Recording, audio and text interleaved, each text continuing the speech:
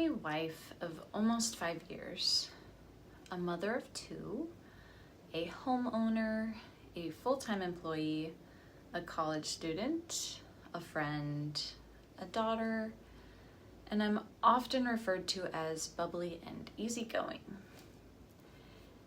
Even my OB told me I was the most carefree woman in labor he had ever met.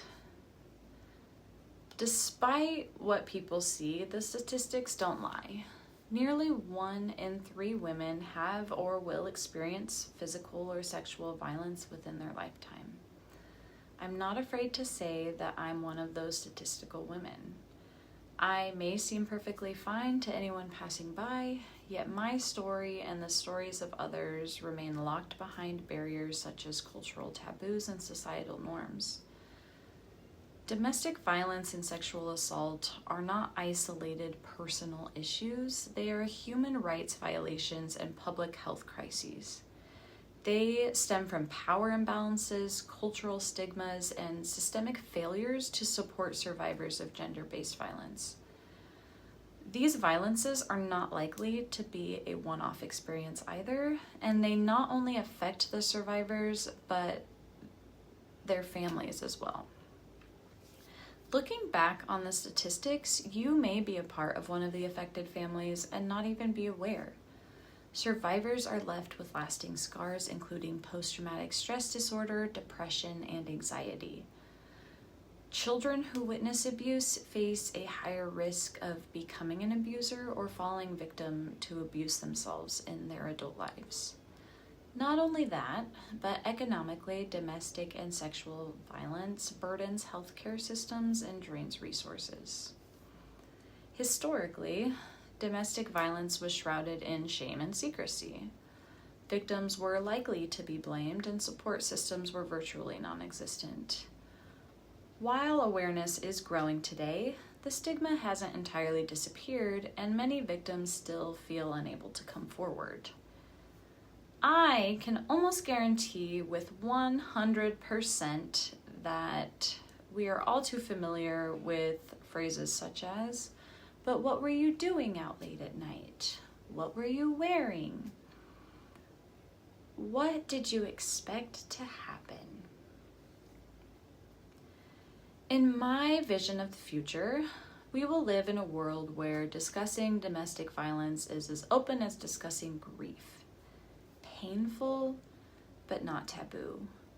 A world where survivors have resources and the support of their communities, and where children learn about consent and healthy relationships as naturally as they learn math and reading. So how can we get to my future? First, we need to educate.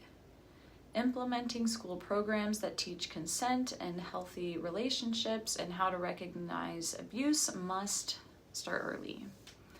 Nationwide campaigns can help reduce stigma and make talking about abuse part of our everyday conversations. Legal protections for survivors must be strengthened, ensuring restraining orders are enforceable, providing legal aid, and holding perpetrators accountable with severe consequences. Lastly, we need to boost funding for shelters and counseling services so that no one seeking help finds the door shut due to a lack of financial resources. There will be challenges, as with any sort of societal change, and there will be pushback. While spreading public awareness and the reformation of the legal systems are feasible, it's the cultural beliefs and the need for empathy that will require dedication. We need to start dialogues that make people listen with genuine understanding. Change takes time, but it is possible and it is within our reach. I've witnessed firsthand how silence can harm and how support can heal.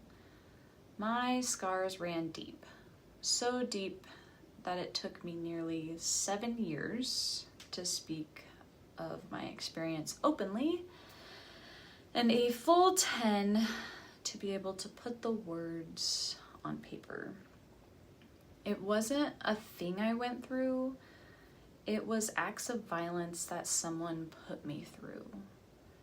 I was told that it didn't define me, but in a way it did. It changed my being to the core. And I didn't feel like I had the support to leave my situation or that I had the genuine understanding of anyone I told at the time. As I grew, I met more and more women who shared my experiences. I connected with families of women who had survived similar violence. And the more I was able to connect and speak, the freer I felt. Healing took a community of survivors, and the years of silence still affect me today. I know how much change is possible when conversations shift from whispers of shame to open discussions that are met with empathy and action. I want to inspire necessary change. We need to treat the subject of sexual and domestic violence as we would treat grief. A shared human experience that deserves recognition, support, and collective action. It shouldn't be like witnessing a car crash where we look, shudder, and move on. It needs to be like learning of a loved one's passing. It will still be painful, but it can be met with understanding and support. Change starts with action, and action starts with conversation. It's time to make talking about abuse as natural as supporting a friend in mourning. It's time to act, to listen, and to change the world we live in. Let's make my future our future.